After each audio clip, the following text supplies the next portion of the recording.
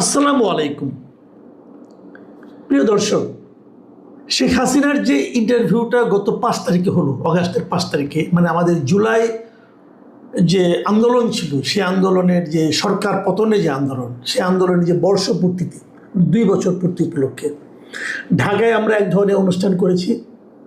আর ওদিকে দিল্লিতে ওই একই দিনে, এটা কাকতালীয়ভাবে না, আমার মনে হয় পুরোপুরি পরিকল্পিতভাবে ওখানে যে অনুষ্ঠানটা হয়েছে, সেটা যদিও হয়েছে যে নয়াদিল্লির ফরেন করেসপন্ডেন্স ক্লাবের উদ্যোগে, কিন্তু ওখানে যারা জড়িত ছিলেন প্রায় সবাই বাংলাদেশের লোকজন, আমরা এটা দেখেছি।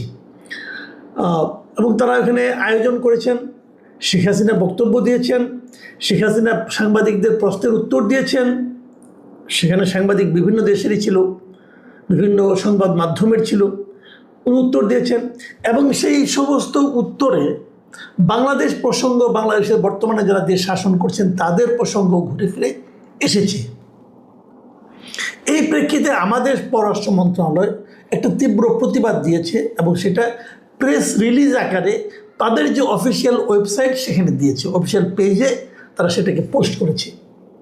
এবং সেখানে ভারতের ভূমিকার সমালোচনাও করা হয়েছে। এখন এই যে ভারতের ভূমিকার সমালোচনা, এটাকে ভারত এখন কিভাবে রিয়েক্ট করছে, তারা কি বলছে, সেই জবাবটা আজকে আমরা পেলাম এভাবে যে ভারতের পররাষ্ট্র মন্ত্রণালয়ে তাদের নিয়মিত একটা ব্রিফিং করেন প্রতি সপ্তাহে। আজকে তাদের একটা ব্রিফিং ছিল। সেই ব্রিফিংয়ে তাদের যে মুখপাত্র রণধীর জয়সওয়াল, তিনি সরাসরি এই প্রসঙ্গে উত্তর দিয়ে, ওনাকে প্রশ্ন করা হয়েছিল, সাংবাদিকরা প্রশ্ন করেছেন, উনি উত্তর দিয়েছেন। এবং সেখানে রণধীর জয়সওয়াল সরাসরি বলেছেন যে ওই দিনে যে অনুষ্ঠানটা, সেটার আয়োজনের সঙ্গে ভারত সরকারের জড়িত নয়, একটা বেসরকারি পর্যায়ের আয়োজন হতেই পারে, ওটা নিয়ে ভারত সরকারের কোনো বক্তব্য নেই, ওনারা এর সঙ্গে জড়িত নয়, এটা ক্লিয়ার করেছেন।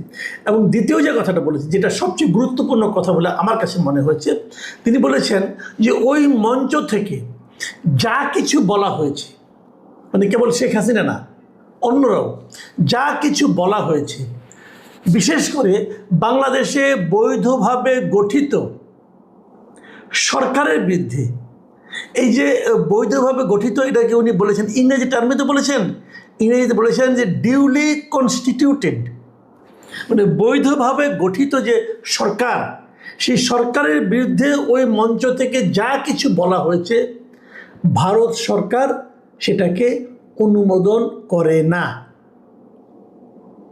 কথা কিন্তু একদম ক্লিয়ার যে ওনারা ওখানে বসে যা কিছু বলে, যেমন ওখানে বসে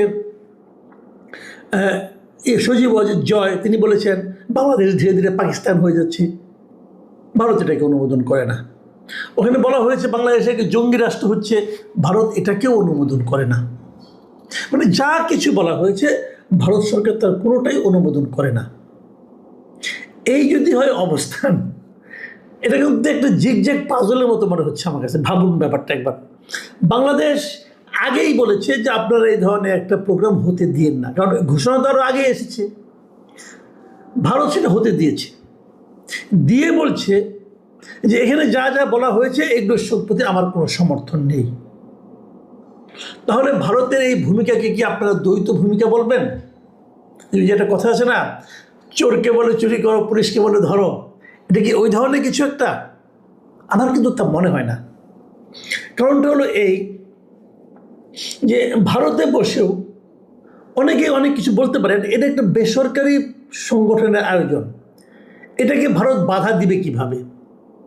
ভারত তো একটা ডেমোক্রেটিক কান্ট্রি, পৃথিবীর যে কোনো কান্ট্রিতে বসে এটা কিন্তু আপনি বাধা দিতে পারেন না। এটা তাদের মতামত তারা প্রকাশ করছে, এবং কতগুলি সাংবাদিক জার্নালিস্টদের একটা ক্লাব, তারা এটা আয়োজন করেছে, সেখানে যে কেউ যুক্তও হতে পারে, এটা তো হতেই পারে। তো সেটা যদি হয়, সেটা কিন্তু ভারত বাধা দিতে পারবে না।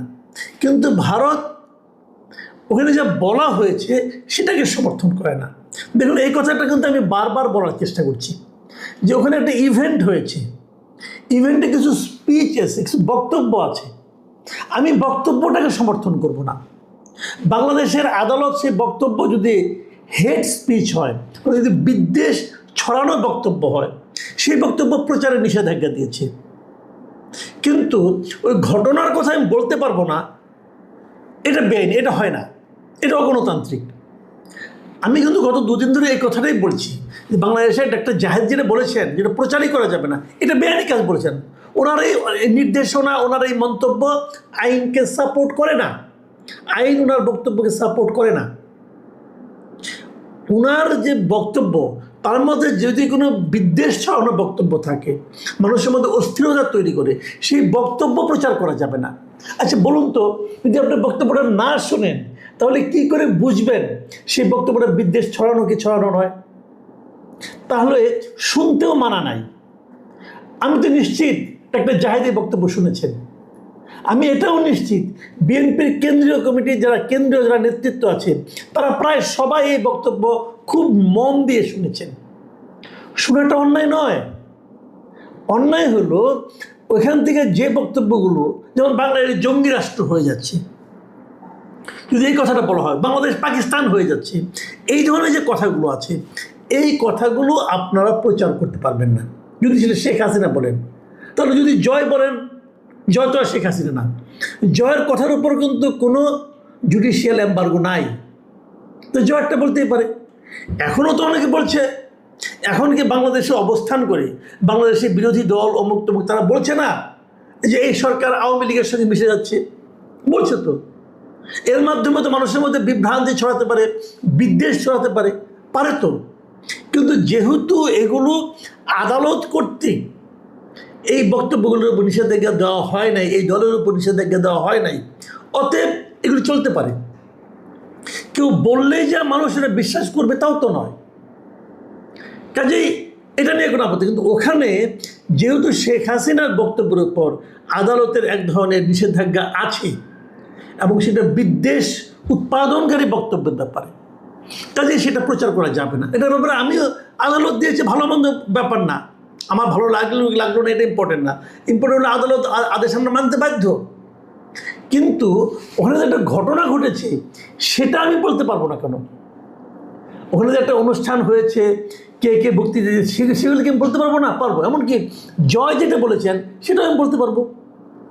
কিন্তু যেটা হয়েছে, ঘটনা ঘটার পর বাংলাদেশ গভর্নমেন্টের পক্ষ থেকে আপনারা জানেন যে একটা প্রেস রিলিজ দিয়ে বাংলাদেশের পররাষ্ট্র মন্ত্রণালয় একটা প্রেস রিলিজ দিয়ে তীব্র নিন্দা করেছে, ক্ষোভ প্রকাশ করেছে, ভারতের প্রতি ক্ষোভটা তারা প্রকাশ করেছে। এবং সেই ক্ষোভের ব্যাপারেই কিন্তু, ক্ষোভের ভিত্তিতেই এবং সাংবাদিকদের প্রশ্নের জবাবেই কিন্তু মিস্টার জয়সওয়াল এই কথাটা বলেছেন। এবং জয়সওয়াল যে কথাটা বলেছেন, এইটা বলার মাধ্যমে আমি কিন্তু এখানে বাংলাদেশ ভারতের যে পারস্পরিক সম্পর্ক, এই সম্পর্কের ব্যাপারটা সম্বন্ধে একটা ধারণা পেতে চাই এবং এটা নিয়ে আপনাদের সঙ্গে আমি একটু মত বিনিময় করতে চাই। দেখুন,